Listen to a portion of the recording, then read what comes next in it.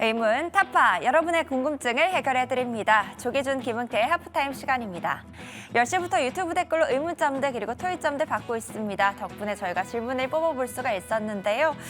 시청자분들의 생각과 함께하는 하프타임 공략주 바로 시작해보도록 하겠습니다. 자, 그렇다면 오늘의 의문점 바로 만나볼게요. 네, 첫 번째 질문입니다. 엔비디아 반도체주 살려낼까라고 질문 남겨주셨습니다. 엔비디아의 3분기 실적 발표를 하루 앞두고 있는데요. 한국 시간으로 21일 새벽 미국장이 끝나면서 실적이 발표가 예정이 되어 있습니다. 현재 엔비디아의 실적 기대감에 주가는 4.89% 상승을 했고요. 이 기대감 이어져서 SK하이닉스는 이틀 연속의 하락세를 멈추고 1.4% 이상 상승하고 있습니다. 저번에도 어닝 서프라이즈를 기록했던 엔비디아, 과연 이번에도 좋은 실적을 발표하면서 우리나라 반도체 시장에 훈풍을 불어넣어줄 수 있을지 전략과 함께 짚어보도록 하겠습니다. 두 번째 질문입니다. 러우 전쟁 1000일, 방산주와 재건주 영향은? 이라고 질문 남겨주셨습니다. 러시아와 우크라이나 전쟁이 1000일로 접어들면서 격화하는 모양새가 지속이 되고 있습니다. 우크라이나가 러시아 본토로 장거리 미사일 에이테크스를 발사했고 러시아는 이에 대응을 하면서 핵교리를 수정해서 핵공격 바운더리 안으로 우크라이나를 포함하면서 대응을 하고 있는데요. 과연 격화되는 이 모양새 중에서 방산주 그리고 재건주도 주목해보면 좋겠죠. 이와 관련해서 전략도 한번 짚어보도록 하겠습니다.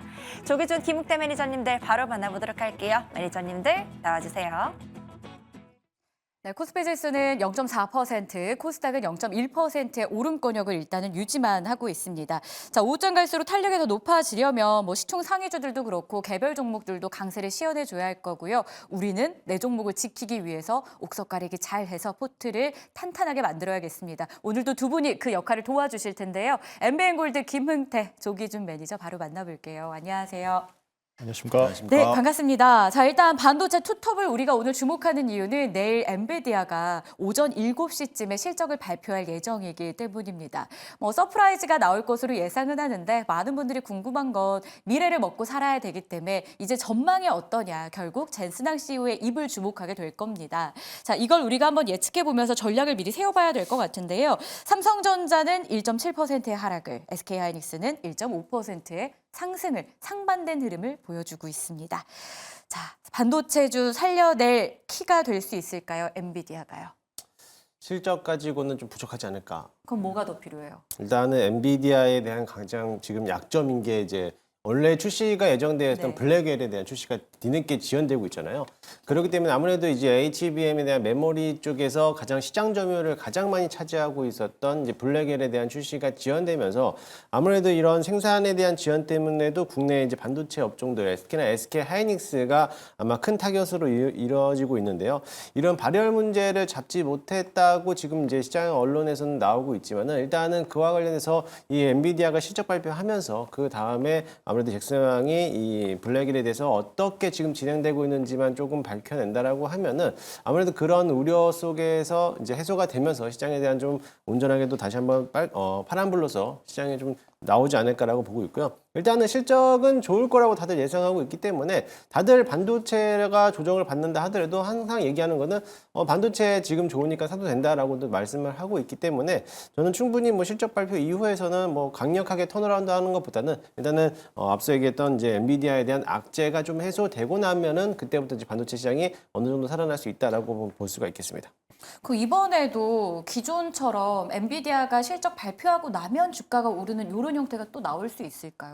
그때는 엔비디아만 올라왔지 기본적으로 국내 반도체 시장은 좋지 않았기 때문에 마찬가지로 이번에도 똑같을 거라 보여지고요. 이번에 삼성전자가 어떻게 보면 이제 이번에 호재로서 좀 급등을 했었잖아요. 네. 그런데도 불구하고 일반 업종들 자체에서도 움직임이 없었기 때문에 아직은 조금 좀 효과가 미미하지 않을까. 그래도 그나마 좀 엔비디아가 실적이 살아있기 때문에 이 정도에 대한 반도체에 대한 업황은 아직은 개선되고 있고 살아있다라고 볼 수가 있겠습니다. 다만 좀 아쉬운 건 뭐냐면 지금 디램 가격이 하락하고 있다는 거예요. 그렇기 때문에 약간 조금 어떻게 보면 좀 불안정한 요소가 남아있기 때문에 그런 점을 봤을 때 본다면 실적 발표하더라도 크게 국내 반도체에 대한 업종에서는 아마 반등은 크게 없지 않을까. 그래도 아직은 바닥을 깨지 않고 있기 때문에 저점에서 매수할 수 있는 기회다라고 보시면 될 것 같습니다. 참고해 보겠고요. 기준 매니저님은 사실 그동안 삼성전자에 대해서 꽤 긍정적인 뷰를 알려주신 바 있어요. SK하이닉스 뷰는 어떠실지도 그래서 더 궁금해지더라고요. 오늘은 3거래 만에 반등에 나서고 있는 하이닉스. 오늘 하루짜리일까요? 내일도 연속성 있을까요? 일단은 오늘 이제 삼성전자가 자사주 매수 100만 주 들어왔는데 아직 뭐 장중 매수를 하는 것 같고요. 그래서 빠지면 아마 삼성전자 자사주 매수 들어오면서 약간의 이제 보합 시세에 올 것 같고요.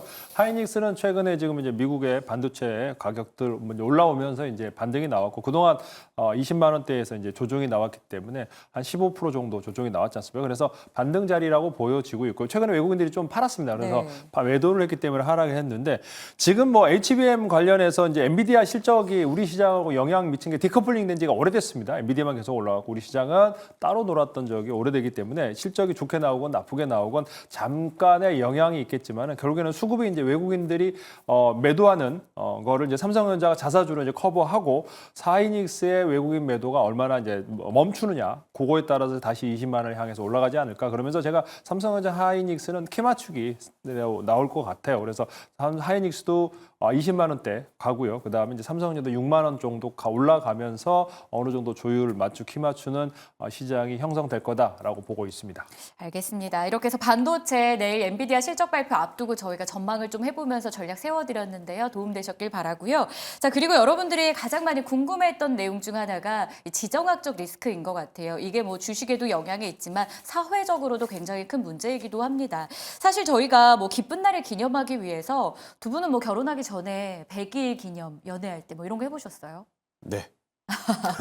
기준 매니저님. 너무 기억 안 나세요, 오래돼서. 아, 근데 이게 좀 씁쓸하게도 러우 전쟁이 벌써 좀 1000일이 됐다라고 해요. 근데 그런 날 이 지정학적 리스크가 다시 한번 불거진 거죠. 우크라이나가 장거리 미사일 6발을 쐈고요. 이에 대응하듯 러시아는 핵카드까지 꺼내 들었습니다. 의견은 좀 분분한데요. 결국에 우리는 주식시장 안에서 관련주 투자에 대한 전략을 세우는 게 중요한 상황입니다. 방산주가 오르는 듯 하다가 지금 윗골이 달고 결국 섹터 자체는 하락을 보이고 있어요. 뭐 신고가 경신했던 현대로템도 좀 반납하면서 1% 상승 정도만 유지하고 있고요. 관련주, 특히 방산, 재건 이 두 개의 희비가 교차할 수밖에 없는 상황인데요. 매니저님은 어느 쪽이 더 투자 매력이 있다고 보세요? 저는 당연히 재건 쪽에 투자 매력이 있다고 봅니다. 네. 일단 방산은 지금에서 올라오는 방산 관련된 종목들은 스페코라든지 한일단조, 빅텍 이런 종목들은 어떻게 보면은 지정학적 리스크로 인해서 그날 이슈가 터졌을 때만 반짝이는 이제 중소형 종목이라고 보시면 될 것으로 보이고요.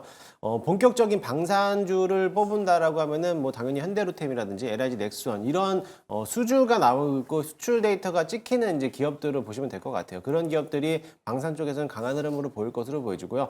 오히려 이런 지정학적 리스크가 나왔을 때는 짤막하게 단발성 이벤트로서 끝날 가능성이 크기 때문에 중소형주들은 좀 배제해 놓고 어차피 전쟁에 대한 결과의 마무리는 종전이죠. 종전이 됐을 때에 대한 마지막에 대한 히든카드는 재건을 어떻게 할 거고 얼마만큼에 대한 자금력들이 투입할 거냐 하는 건데 사실 지금 악재가 나오고 있는 바이든 정부에서도 미사일에 대한 제한을 두지 않고 해제를 시켰다는 것 때문에 우크라이나에서 바로 또 미사일을 쐈어요. 또 하루도 건너지 않고 바로 이제 사용했다는 것에 대해서 단발성에는 악재는 있겠지만은 이런 지정학적 리스크는 다시 한번 해소해서 올라올 가능성이 굉장히 크고 오히려 재건들은 지금에서 이제 트럼프 당선인이 내년도부터 다시 한번 집권하게 된다라고 하면은 분명히 종전에 대한 얘기도 나올 거고 그리고 유럽연합 쪽에서도 막대한 규모로 인해서 이제 어떻게 재건에 대한 논의를 하고 있기 때문에 앞으로 미래지향적으로 본다라고 하면 오히려 재건들이 조정받았을 때 매수할 수 있는 기회가 될 거라고 보여지고요. 오늘 장에서 잠시 좀 눌림목이 온다 해도 크게 뭐 세륜 작용으로서 차익 실현 물량 쏟아져 나오거나 그런 섹터는 지금 아니기 때문에 조금 더 긴 호흡으로 바라보시면 좋을 것 같습니다. 굳이 선택을 한다면 방산보다는 재건 쪽의 투자 매력이 더 높다라는 게 기준 황태 매니저님의 선택이었고 기준 매니저님은 어떠실까요? 어느 쪽을 더 매력 있게 보실까요?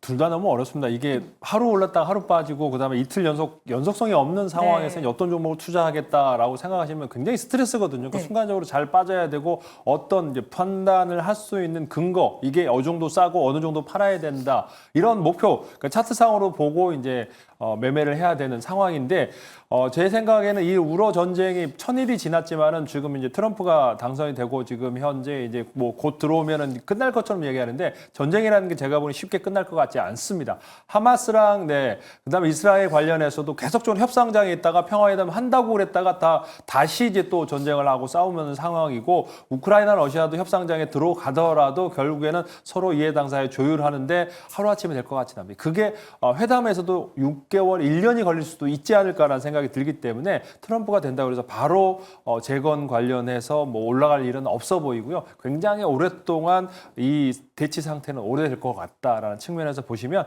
짧게 뭐 매매하시면 좋을 것 같습니다. 그리고 비중을 너무 많이 실는 것도 좋은 것 같지는 않고 그래서 방사는 단기적으로는 방산주가 네. 좀 움직일 것 같고 재건주는 좀 길게 봐야지 수익이 날 수 있을 것 같다라는 측면으로 말씀드리겠습니다. 방사는 단기, 재건은 중장기 이렇게 도움 말씀을 주셨습니다. 자, 여러분들의 궁금증 매일매일 해결해 드리고 있습니다. 댓글창을 통해서 궁금증 남겨주시면 저희가 이 부분을 좀 추려서 실시간으로 답변을 좀 도와드리고 있는데요. 내일도 꼭 함께해 주시고요. 자, 그럼 본격적으로 종목 선택을 한번 들어가 봐야 될 것 같습니다. 김은태 매니저 순서로 바로 이어질게요.